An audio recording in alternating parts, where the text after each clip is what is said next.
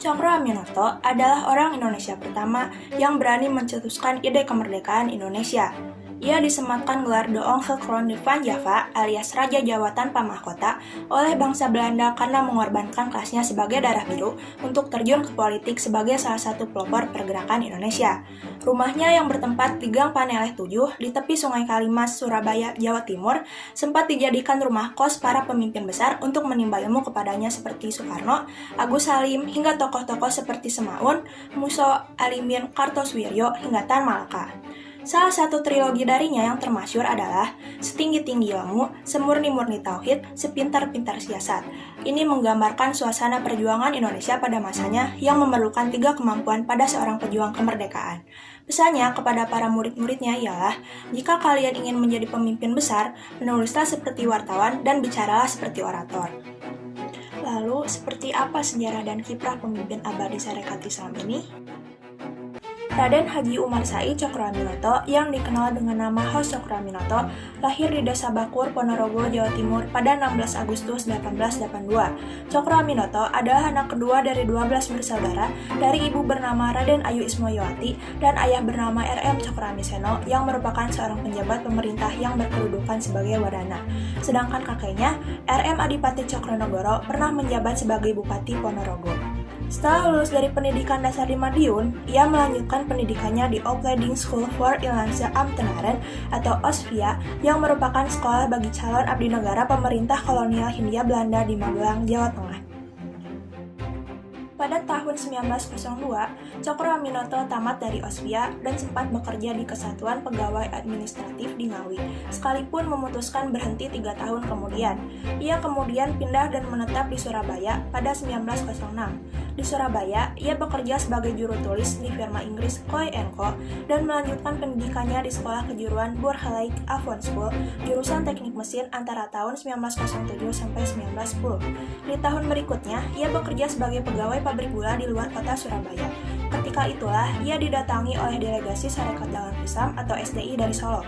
Berkat ajakan Haji Saman Hudi yang merupakan pendiri SDI, Cokroaminoto memutuskan bergabung dengan SDI pada 1912.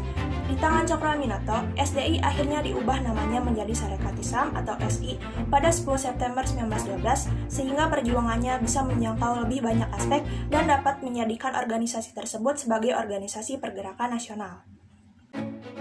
Sosok Cokroaminoto yang pandai berpidato dan karismatik membuatnya menjadi populer dan cepat terkenal. Hasilnya, pada Kongres Kedua Sarekat Islam pada 19-20 April 1914 di Yogyakarta, Cokroaminoto terpilih sebagai Ketua Sentra Sarekat Islam menggusur Saman Hudi. Kantor pusat SI pun dipindahkan dari Surakarta ke Surabaya. Pada tahun 1916, pengaruh Sarekat Islam di masyarakat semakin kuat dan meluas. Jumlah anggota SI mencapai 2,5 juta orang. Pada Juni 1916, saat Kongres SI di Bandung, Cokroaminoto berorasi dengan nada tinggi tentang ide kemerdekaan bagi Indonesia. Gagasan itu disebutnya dengan istilah Zelfbestuur alias pemerintahan sendiri. Dalam kongres tersebut, Cokroaminoto menyebutkan bahwa kemerdekaan menjadi salah satu tujuan Sarekat Islam. Setelah menjadi ketua Sarekat Islam, Cokroaminoto pun terus menulis lewat utusan Hindia, media milik organisasi tersebut. Dari sekian banyak tulisan, gagasan Cokroaminoto yang cukup menarik adalah ketika ia membicarakan Islam dan sosialisme, misalnya dalam artikel berjudul Apakah Sosialisme Itu? Dan Sosialisme Berdasar Islam, yang terbit pada 1 Januari 1913. Tahun 1917, Sarekat Islam pecah. Para tokoh kiri dari SI yaitu Semaun, Alimin, dan Darsono membuat Sarekat Islam Merah yang berbasis di Semarang dan melahirkan wadah baru yang nantinya memakai nama Partai Komunis Indonesia atau PKI. Pada November 1924, Cokroaminoto menerbitkan buku dari hasil pemikirannya dengan judul Islam dan Sosialisme, yang merupakan magnum opus Cokroaminoto. Cokroaminoto memaknai sosialisme sebagai prinsip satu untuk semua dan semua untuk satu, serta saling bertanggung jawab antar sesama. Sosialisme Islam berbeda dengan sosialisme Barat. Menurut Cokroaminoto, sosialisme Barat dengan demokrasi di dalamnya justru tidak menyelesaikan masalah karena hanya akan melahirkan perdebatan. Sementara, sosialisme Islam tidak perlu perdebatan karena bersandar pada agama Islam sebagai pegangan tertinggi.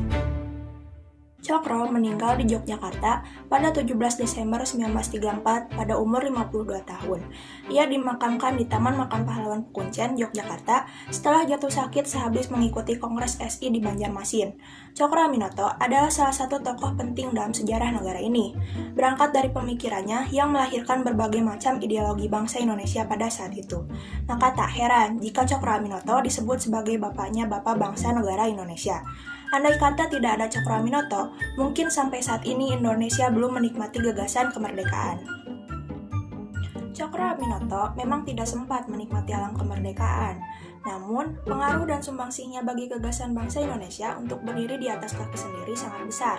Atas jasanya terhadap Indonesia, Presiden Soekarno atas nama pemerintah RI menetapkan Hos Cokro Aminoto sebagai pahlawan nasional pada tanggal 9 November 1961.